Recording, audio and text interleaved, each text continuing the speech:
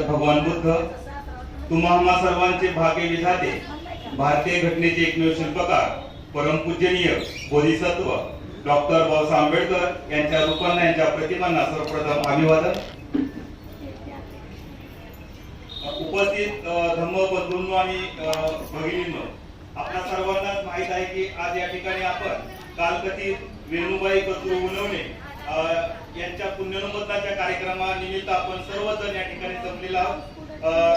मावशींचं जे काही निधन आहे ते 2 जुलैला सकाळी झालं होतं आणि त्या निमित्ताने आज आपण सर्वजण त्यांच्या पुण्यनोमोदनाच्या कार्यक्रमासाठी एकत्रित आलेलो आहोत. खरं तर वेणुबाई यांनी त्यांच्या जीवनामध्ये जे काही कुशल कर्म केलेले आहे, जे काही पुण्यकर्म केलेले आहेत, जे काही आपल्या संसारासाठी त्यांनी हातभार लावलेले आहेत किंवा आपल्या नातलगांसाठी हातभार लावले आहेत, त्या सर्व गोष्टींचा जणू काही आजच्या या कार्यक्रमामध्ये आपण त्याचं पुण्यनोमोदन करणार आहोत आणि त्या निमित्ताने आपण सर्वजण या ठिकाणी एकत्रित आलेलो आहोत. सर्वप्रथम मी या ठिकाणी त्यांचे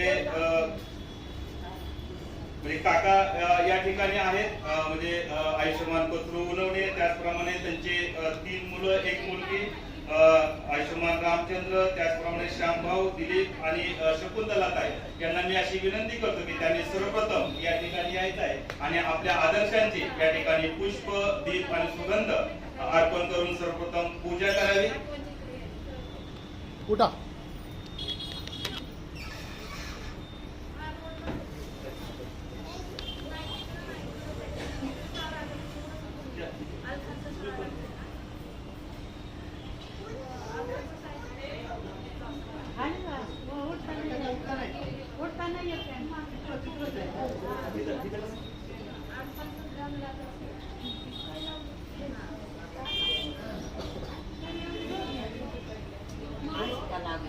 या ठिकाणी आपण अर्पण विधी झाल्यानंतर त्रिवार पंचांग करणार आहोत.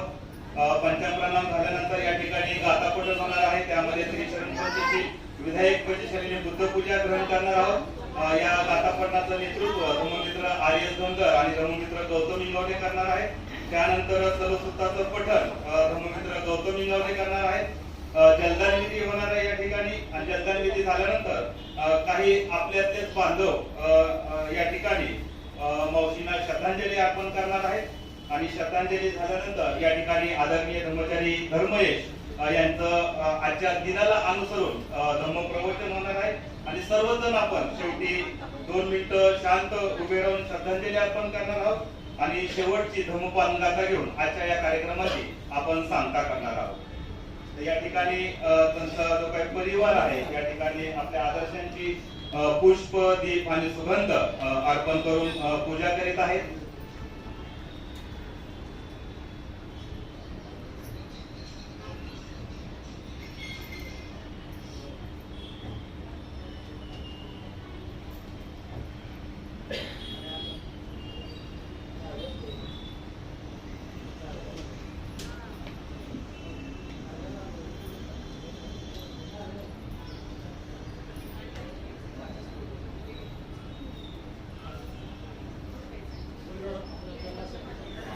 त्रिवार आपण पंचप्रणाम करायचा आहे.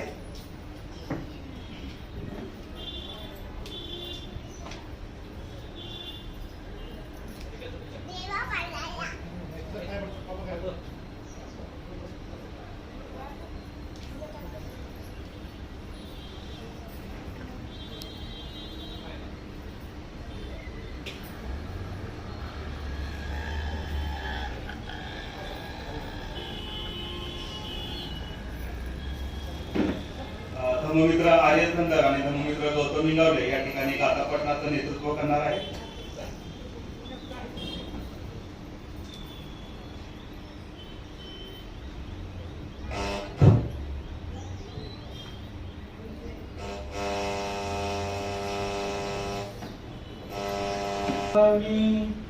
तत्यंपि बुद्धं शरणं गच्छामि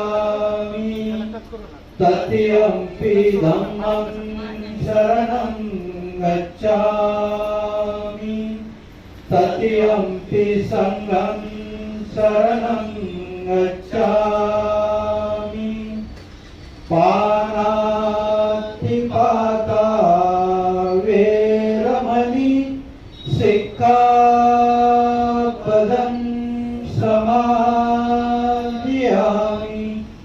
अदिन्नदाना वेरमणि सिक्खापदं समादियामि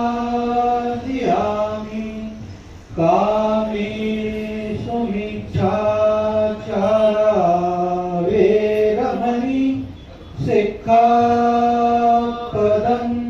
समादियामि मुसावादा वेरमणि सिक्खापदं समादियामि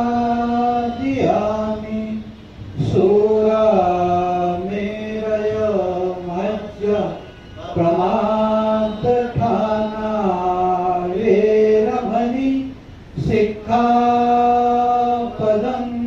समादियामि साधु साधु साधु. विधायक तपशील मी पुढे म्हणणार आहे. माझ्या पाठोपाठ सगळ्यांनी म्हणण्याचा प्रयत्न करायचा. मैत्री पूर्ण कर्म करून मी माझे शरीर शुद्ध करतो. मुक्त हस्ते दान करून मी माझे शरीर शुद्ध करतो. शांती संतुष्टी आणि साधेपणाचे पालन करून मी माझे शरीर शुद्ध करतो. नित्य सत्य बोलून मी माझी वाचा शुद्ध करतो. स्मृती सुस्पष्ट आणि प्रतीक्त ठेवून मी माझे मन शुद्ध करतो. बुद्ध पूजा. वनगंध गुणोपेतं येतं कुसुम संतति पूजयामि मुनिन्दस्स श्रीपाद सरोरुहे पूजे मे बुद्धं कुसुमेन नेन पूयेन मे तेन लभामि मोक्षं मोक्षं निरायति यदा इदं मे कायो तथा याति विनाशभाव घनसारपदीपेन दीपेन तमदंसिना तिलोकदीपं सम्बुद्धं पूजयामि तमोनुदं सुगन्धिकाय वदनम् अनन्तगुणगन्धिना सुगन्धिना गन्धेन पूजयामि तथागतं बुद्धं धम्मं च संघं सुगततनुभवं दातो दातु गव्ये लङ्काय जम्बुदीपे इदसपुरवरे नागलोके चतुर्थे सबे भूतस्य बिम्बे सकलदशदिशे केशलोमाभिधातु वन्दे सबे विभूतं दशबलतनुजं बोधिचैत्यं नमामि वन्दामि चैत्यं सर्वकालेषु पठितं शारीरिकधातु महाबोधि बुद्धरूपं सकलं सदा.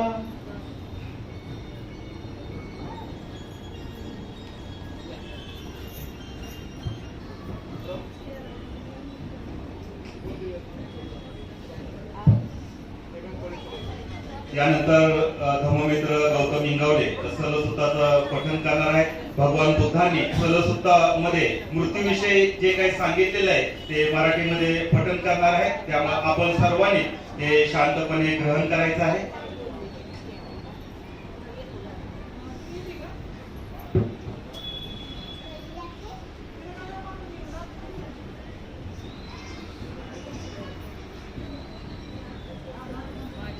शुद्ध सर्वांनी ते शांततेने ग्रहण करायचं आहे. मर्त्याचे इहलोकीचे जीवित बेभरोशाचे आणि अज्ञात आहे. हे कष्टमय अल्प व दुःखाने मिश्रित आहे. कारण असा काही उपाय नाही की जेणेकरून जन्मलेले प्राणी मरणार नाही. म्हातारे होऊन तरी ते मरणारच. कारण हा प्राण्यांचा स्वभाव आहे. पिकलेल्या फळांना जसे सकाळी खाली पडण्याचे भय तसे जन्मलेल्या मर्त्यांना नेहमीच मरणाचे भय असते. कुंभाराने केलेल्या मातीच्या भांड्याचे जसे फुटण्यात पर्यावसन होते तसे मर्त्याच्या जीविताचे मृत्यूत पर्यावसन होते. लहान व मोठे, मूर्ख आणि पंडित हे सर्व मृत्यूला वंश होतात. सर्व मृत्यू परायण आहे. मृत्यूने व्यक्ती सोडून जात असता पिता पुत्राचे किंवा आप्त आप्तांचे रक्षण करू शकत नाही. पहा, आप्त पाहत असताना व अनेक प्रकारे शोक करीत असताना मर्त्यापैकी प्रत्येक जण वरते गायीप्रमाणे नेला जातो. याप्रमाणे मृत्यूने आणि जळेने हा लोक हैराण झाला आहे. हा एक लोक प्रकार आहे. हे पहा, ज्याचा आलेला किंवा गेलेला मार्ग तुला ठाऊक नाही व ज्याचे दोन्ही अंत दिसत नाही अशा दिवशी तू उठा शोक करतो. शोकापासून जर काही फायदा होण्यासारखा असेल तरच वेडावून जाऊन व आपणास कष्टावून शहाण्या माणसाने शोक करावा. पण रडण्याने आणि शोकाने त्याच्या चित्ताला शांती मिळत नाही. उलट दुःख वाढते व शरीरावर वाईट परिणाम होतो. आपण स्वतःला त्रास देणारा तो कृश आणि निष्ठेच होतो. त्यायोगे मृतांना कोणत्याही प्रकारे मदत होत नाही म्हणून शोक ओढतो. शोक न सोडणारा प्राणी मरण पावलेल्याची आठवण काही शोकाला वंश होऊन अतिशय दुःख होतो.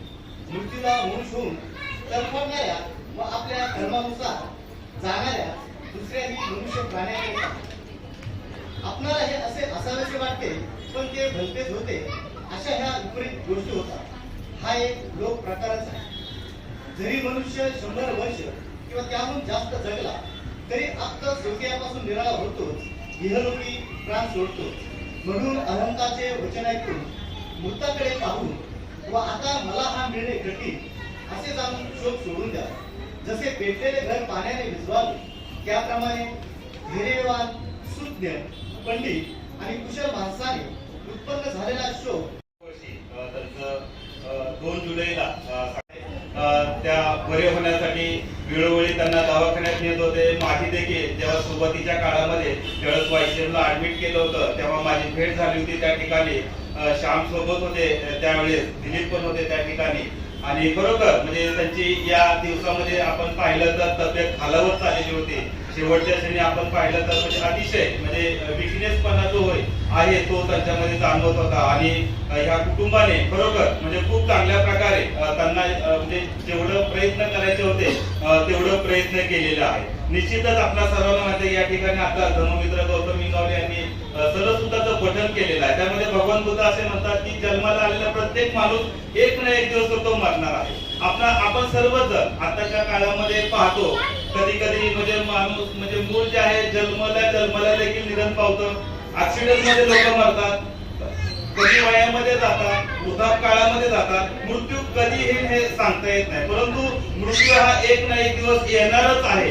हे सत्य जे आहे ते भगवान बुद्धांनी आपल्याला सांगितलेले आहे. आणि म्हणून भगवान बुद्ध म्हणतात की खरं तर जे काय आपल्याला जे काय आयुष्य जे आहे ते चांगल्या प्रकारे आपण व्यतीत केलं पाहिजे. आपल्या परिवारासाठी, आपल्या समाजासाठी, आपल्या नातेवाईकांसाठी, आपल्या मित्र परिवारासाठी जर अशा प्रकारे जर केलं तर निश्चितच आपले जे काय आयुष्य आहे ते जन्मठी सत्कामी लागल्याशिवाय राहणार आहे. आणि खरं तर अशाच प्रकारे जे काही जीवन जे आहे आमच्या वेणू मावशींनी त्यांच्या जीवनामध्ये साध्य केलेलं आहे. त्यांच्या जीवनामध्ये 71 वर्षाचा जो काही कालावधी हा गेलेला आहे त्यांनी निश्चितच आपल्या मुलांचं संगोपन करण्यामध्ये म्हणून या मुलीचं संगोपन करण्यामध्ये त्यांना चांगल्या मार्गावर नेण्यासाठी आपल्या पतीला चांगल्या प्रकारे साथ देण्यासाठी खूप चांगल्या प्रकारे त्यांनी प्रयत्न केलेला आहे. भीमनगर सारख्या त्या झोपडपट्टी एरियामध्ये ते राहत होते आणि निश्चितच काका आमचे ज्या रस्टन कंपनीमध्ये अनेक बांधव म्हणजे सुरुवातीच्या काळामध्ये तिथं रस्टनला सर्व्हिसला होते आणि ही सर्व्हिस करत असताना त्याच्यानंतर ते काळवडीमध्ये आलेले आहेत आणि खूप चांगल्या प्रकारचं झालं म्हणूया की त्यांनी जीवन जे आहे सुरुवातीला खडतर जीवन होतं परंतु त्याचं जे काय रूपांतर आहे ते चांगल्या ह्याच्यामध्ये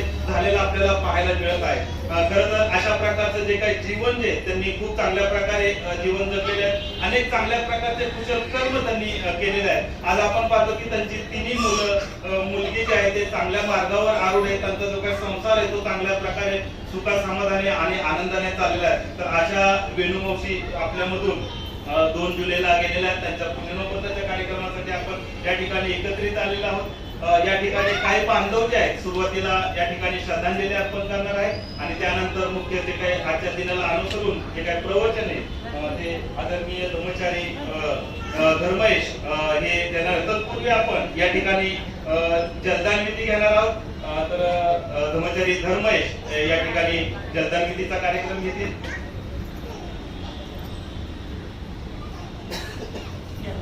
समोर जा, मुलांनी सगळ्यांनी जाते.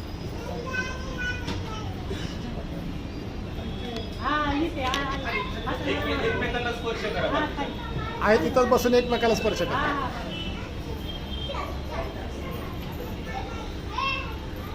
सभ्ये संखारानि चाति यदा भय्याति पश्यति अत्थनिविन्दति दुःखे एष भगो विशुद्धिया.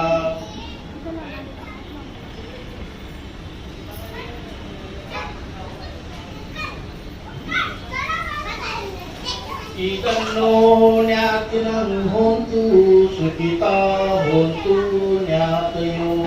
इदन्नो ज्ञातिनं होन्तु सुखिता होन्तु ज्ञातयो.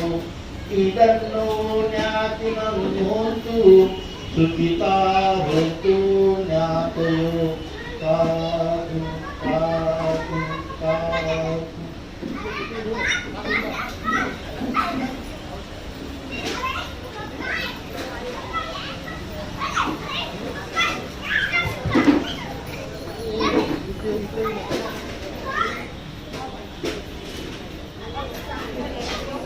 यानंतर मी आपली श्रद्धांजली ती थोडक्यामध्येच आपण अर्पण करायची आहे. मी राजू गोरके यांना अशी विनंती करतो की त्यांनी या ठिकाणी यायचं आहे. आपली जी काही श्रद्धांजली आहे ती या ठिकाणी अर्पण करायची आहे.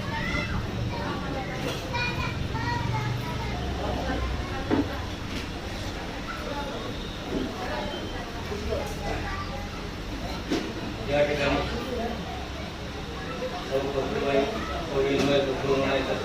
आपण सर्व जमलेलो आहोत. त्याचप्रमाणे अत्यंत कार्यक्रम आहे. त्यांनी बऱ्याचशा गोष्टी केल्या त्यांना त्यावर आम्ही लावलं त्यांचे संसार झाले. जी सावली होती सावलीप्रमाणे जसं आपले नातेवाईक जपले आपली मुलं जपली तसे आमच्यासारखे वाटसरू येणारे या वाटसरूंना देखील जीव लावला आणि आपलं केलं. आज या ठिकाणी खरंच मनापासून दुःख होतं की माऊली नावाची सावली आपल्या सर्वात निघून गेलेली आहे आणि तिने आपल्या मुलांसहित आजूबाजूचा परिसर येणारे नातेवाईक या सर्वांना एका सावलीप्रमाणे तिने छाया दिलेली आहे आणि ही सावली माऊली या रूपाने आपल्याला 2 तारखेला निघून गेलेली आहे. तिला मी माझ्या भोके परिवारातर्फे मनापासून श्रद्धांजली अर्पण करतो. या ठिकाणी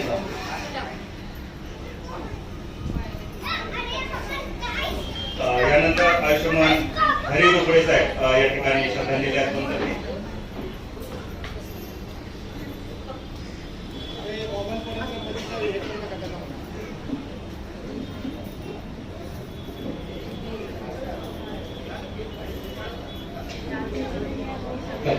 महाकावनी भगवान गौतम बुद्ध भारतीय घटनेचे शिल्पकार डॉक्टर बाबासाहेब आंबेडकर क्रांती ज्योती महात्मा फुले आणि कालकथित आपल्यातलं 2 तारखेला निघून गेलेल्या आमच्या बहीण वेणुबाई यांना सुद्धा भावपूर्ण श्रद्धांजली.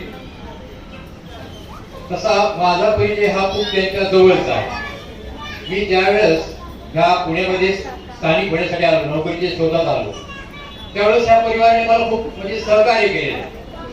ज्यावेळेस मी भीमनगरला राहण्यास होतो आणि भीमनगर म्हणजे एक म्हणजे तिथं फ्युचर म्हणजे असं काहीच नव्हतं, छोटी छोट्या रूम मध्ये राहावं लागायचं आणि मी चांगल्या ठिकाणी सर्व्हिसला लागल्यानंतर मला ज्या वेळेस म्हणजे घराची जरुरी होती आणि यांनी जागा घेण्याचा प्लॅनिंग केला होता आणि मला अण्णांनी आणि विनोबाईंनी आवर्जून माझ्या घरी येऊन सांगितलं की तुला इथून जर बाहेर पडायचं असेल तर आपण आम्ही जागा घेतोय, त्याच्या धोक्षेवर होते आणि मला खूप मोलाचं सहकार्य या व्यक्तीने केलेलं, म्हणजे आयुष्यभर न फुटणारे उपकार यांनी माझ्यावर केलेले आहे.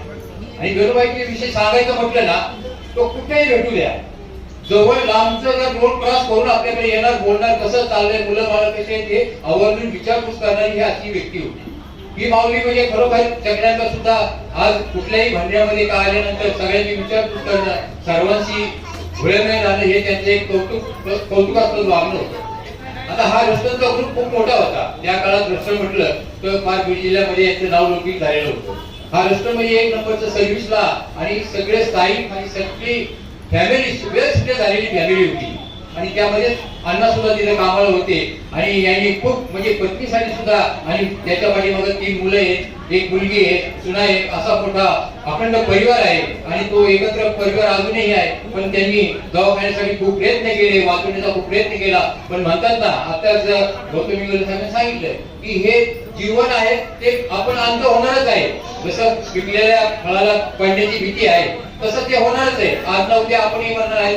करोना काळामध्ये लाखो लोक गेली, काही घाबरून गेली, काही आजारापणामुळे कुणीही जगणार नाही, हे शाश्वत आहे. गौतम बुद्धांनी सांगितलेलं आहे, तुम्ही दुःख निर्माण केले हे तुम्हीच विसरायचे. त्याच्यासाठी मनुष्यप्रमाणे ना कुठेही काही करून तुम्ही जिवंत राहू शकत नाही. वेळ आल्यानंतर तुम्हाला जावंच लागणार आहे. या माऊलीनी मी जास्त वेळ घेणार नाही. खरोखर माझ्या सारख्या एक चकल्यांमधल्या गावामध्ये नाव सुद्धा यांनी खूप वेणुबाई म्हटल्यानंतर सगळ्याला परिचयाचं नाव हे होऊन गेलेलं आहे आणि या अण्णांनी सुद्धा भांड्याला येणं, कार्यक्रमात सहभाग घेणं आणि घुळेमेळ राहणं हे अजूनही त्यांचं म्हणजे नाव निघतं. अशा मी वेणुबाई माझ्या सामाजिक परिवर्तन प्रतिष्ठान पुणे, मुंबई आणि चकलांबा आणि माझे सहकारी हिंगोळे, रोकडे, सर्वे, लवे, साळवे यांच्या वतीने भावपूर्ण श्रद्धांजली अर्पण करतो आणि मी थांबतो. जय भीम, जय भारत. यानंतर त्यांचे जावई नारायण ब्रह्मा हे या ठिकाणी आपली श्रद्धांजली अर्पण करतील. धर्ममित्र गौतम इंगावले या ठिकाणी श्रद्धांजली अर्पण करतील.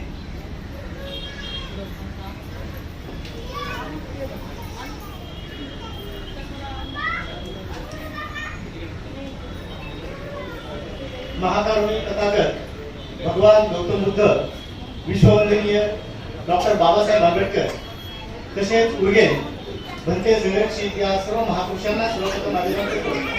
तसेच आदरणीय धर्मचारी धर्मयश सिद्धी सागरजी आणि उपस्थित आपण सर्व, आपल्या सर्वांना माझं मैत्रीपूर्ण जय भीम. आज आपल्याला माहित आहे की आपल्यामधून वयाच्या 71व्या वर्षी विणूबाई कचरू गुणवणे या निघून गेलेल्या आहेत. त्यांच्याविषयी बोलायचं म्हटलं तर त्यांच्या घराचा आणि आमच्या घराचा हा म्हणजे असा एक फॅमिली रिलेशन ज्याला म्हणतो की असा एक आमचा संबंध होता. सुरुवातीच्या काळामध्ये रोकडेंनी सांगितले की ते भीमनगरमध्ये जरी राहत असले तरी नंतर त्यांना असं वाटलं की बाबा कुठेतरी आपली 3 मुलं स्थायिक झाली पाहिजेत आणि म्हणून त्यांनी काळेवाडी या भागामध्ये जागा घेतली, तिथं घर बांधलं आणि आपल्या 3ही मुलांना त्यांनी त्या भागामध्ये स्थायिक केलं.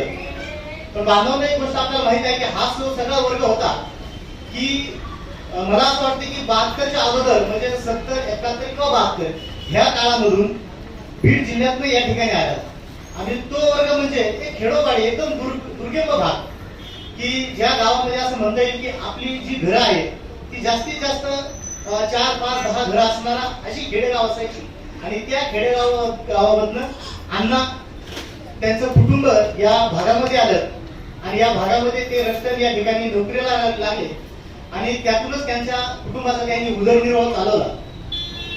मी त्यांना जवळून पाहिलेलं आहे की त्याच्या म्हणजे मी त्यांना मामीच म्हणायचो आणि आम्हाला मामाच म्हणायचो. तर त्या मामी ह्या कुठं जरी भेटल्या तर खरं आहे की त्या प्रत्येकाची विचारपूस करायच्या. परंतु त्यांचा मी अजून एक स्वभाव असा सांगतो की मी माझ्या याच्यामध्ये कधीच त्यांना कोणाशी भांडण तंटा किंवा वादविवाद असं करताना कधी ऐकलं नाही. कारण एवढा त्यांचा शांत स्वभाव होता आणि एकदम मोकळा स्वभाव होता. त्या प्रत्येकाला जेव्हा बोलायच्या तर हसून बोलायच्या. दुसरी गोष्ट की अण्णा असतील किंवा आमच्या मामे असतील, त्या प्रत्येकाच्या सुखादुःखाच्या कार्यक्रमामध्ये आवर्जून उभा असायचे. कारण मी अण्णाला आणि मामीला असा अनुभवलेला आहे की कोणाच्या घरामध्ये काही दुःखाचा कार्यक्रम झाला, सुखाचा कार्यक्रम झाला असा, किंवा कोणाच्या घरामध्ये एंगेजमेंटचा जरी कार्यक्रम असेल तर हे कुटुंब तिथं उपस्थित असायचे. तर अशा या सगळ्यांना जीव लावणाऱ्या किंवा सगळ्यांमध्ये हिळीमिळीने राहणाऱ्या अशा या आमच्या मामी विनूबाई आपल्या तर निघून गेलेल्या आहेत. तर मी त्यांना माझ्या सामाजिक परिवर्तन प्रतिष्ठान चकलांबा तसेच आमच्या सर्व झुंगावले, साळवे, रोकडे, खंडावे, नवे, कांबळे या सर्वांच्या वतीने त्यांना भावपूर्ण श्रद्धांजली वाहतो आणि या ठिकाणी जय हिंद.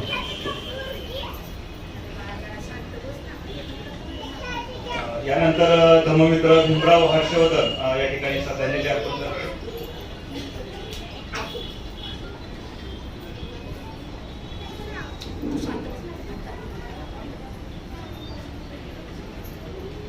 सर्वांना मैत्रीपूर्ण जय भीम. आदरणीय कर्मचारी महेश, सूत्रसंचालनकार कर्मचारी शिक्षसागर, उपस्थित बंधू आणि भगिनींनो, आज तालुक्यातील विनोबाई कचरू उनवणे त्यांचं वयाच्या 71 वर्षी त्यांचं दुःखद निधन झालेलं आहे. दुःखासाठी मनोरंजन दिनाचा कार्यक्रम आपण या विहारामध्ये एकत्र आपण घेत आहोत. आत्ताच मी अनेक त्यांचे अनुभव सांगितले, त्यांचा स्वभाव सांगितलेला आहे. राजूभाऊंनी सांगितलं आहे, इंगोले दादांनी सांगितलेलं आहे. त्यांचा जो स्वभाव आहे तो कशा पद्धतीचा होता, तो चांगल्या प्रकारचा तुम्हा आम्हाला सर्वांना ठाऊक आहे, माहीत आहे. परंतु ह्या गोष्टीकडे मी जाणार नाही.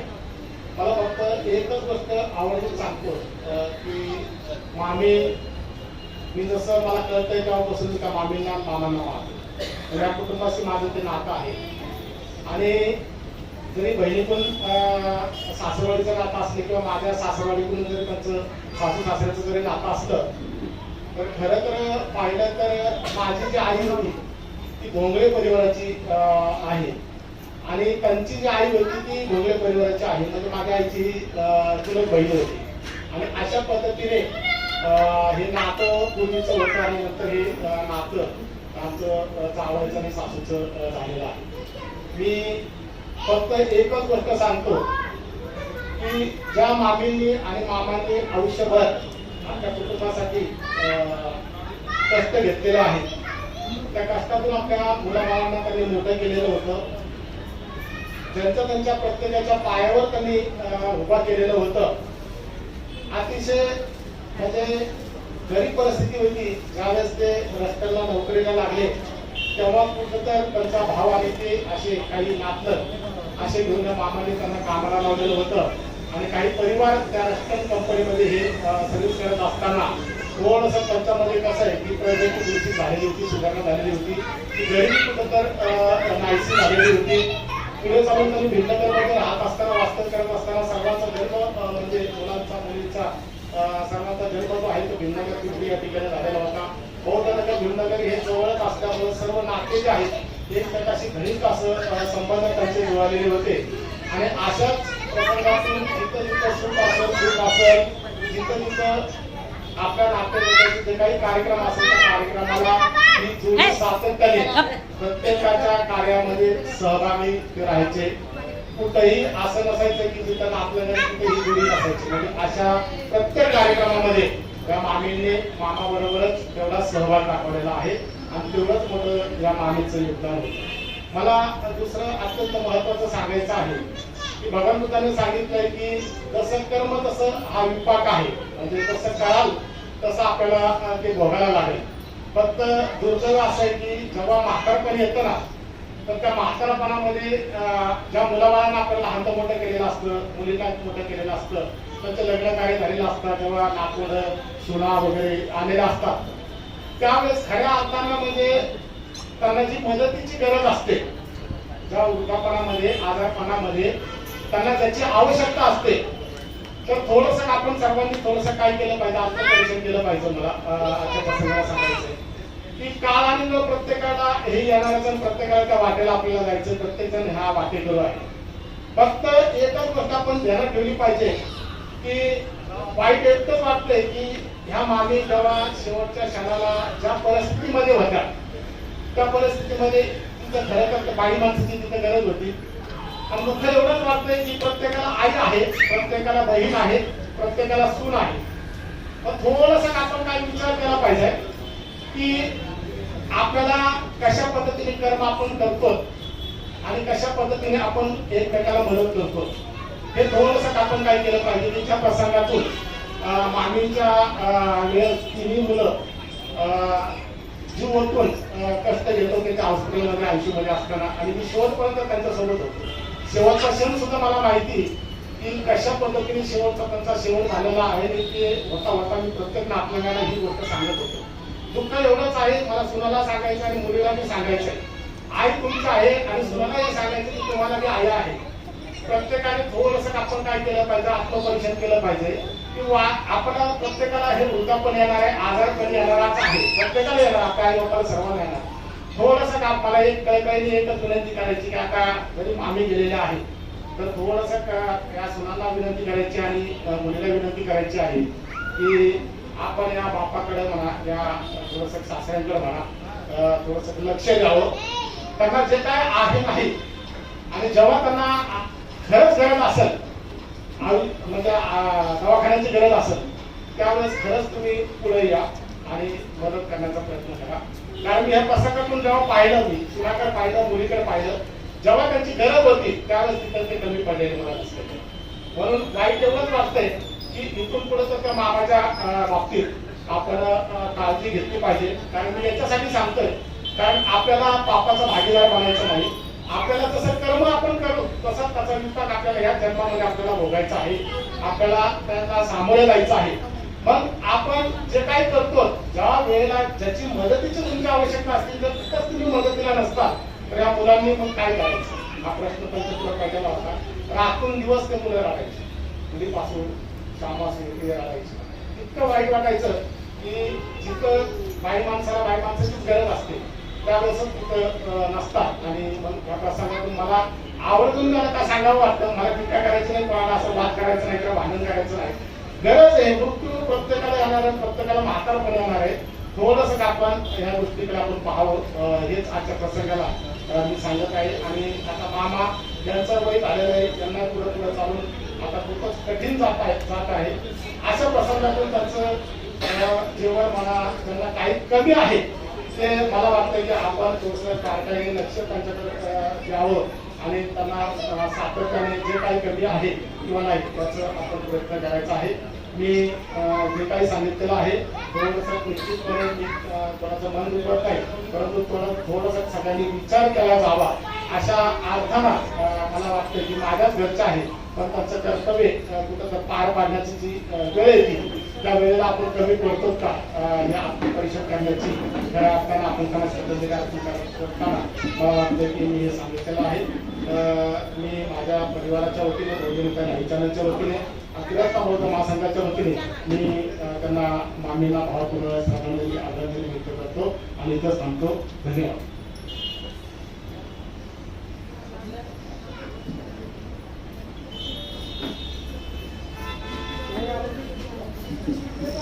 यानंतर आयुष्यमान नारायण ब्रह्मा हे आपली श्रद्धांजली या ठिकाणी अर्पण करतो.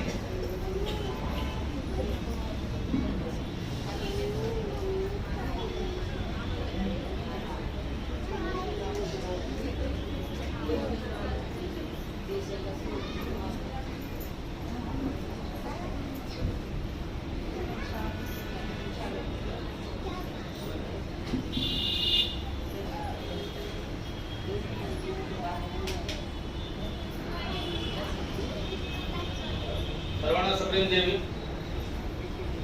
सॉरी थोडा उशीर झाला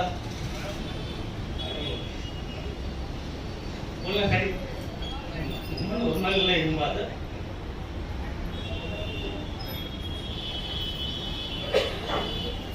किती जरी मोठा नको जरी असलो माणूस होते. त्यांनी मला कधी जावयासाठी समजलं नाही. त्यांनी जावई शब्द कधी वापरच नाही केला. म्हणून आज एवढा गर्व आहे.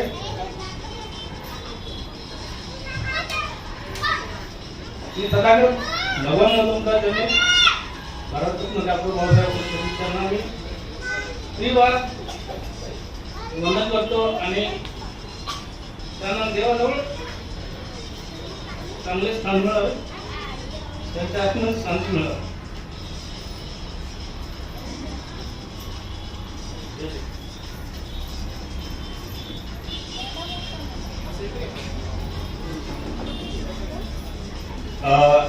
या ठिकाणी अनेक बांधवांनी आपली जी काही श्रद्धांजली आहे आईप्रतीची ती या ठिकाणी व्यक्त केलेली आहे.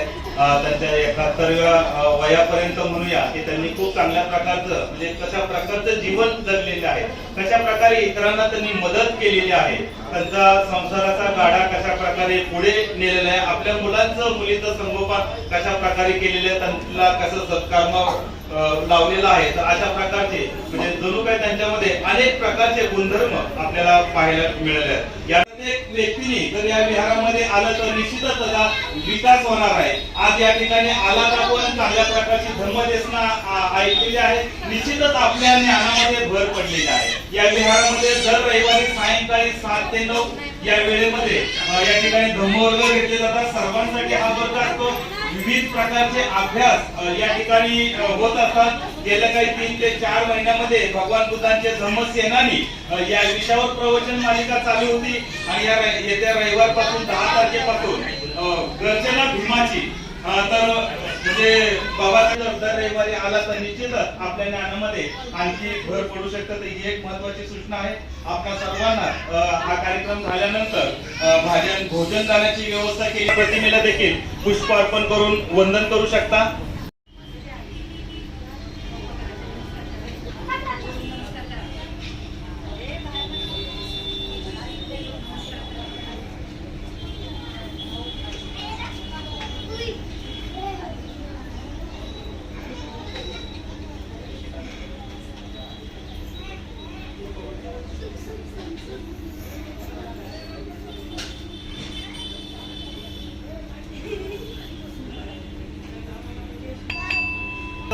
पाप सहकरणं कुशल उपसंपदा सचित परियोगपनं एकं बुद्धानुशासनं धम्मं चरे सुचरितं नथं गुचरितं चरे धम्मचारी सुपंसेति अस्मि लोके परमिच नथावता धम्मधरो यावता बहुभासति यो च पन्ति सुत्वानं धम्मं कायेन पश्यति सर्वे धम्मधरो ओहि यो धम्मं न पमज्जति नथि मे शरणं अयं बुद्धो मे शरणं वरम् एतेन सच्चवचेन होतु मे जयमङ्गलम् नथि मे शरणं अयं धम्मो मे शरणं वरम् एतेन सच्चवचेन होतु मे जयमङ्गलम् नथि मे शरणं अयं सन्धो मे शरणं वरम् एतेन सच्चवचेन होतु मे जयमङ्गलम् नमो बुद्धाय नमो धम्माय नमो संघाय साध साध साध.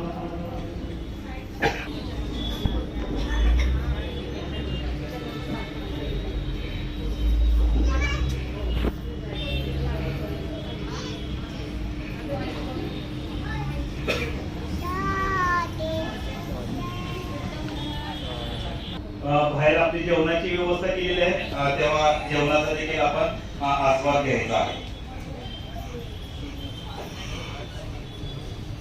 सर्वांनी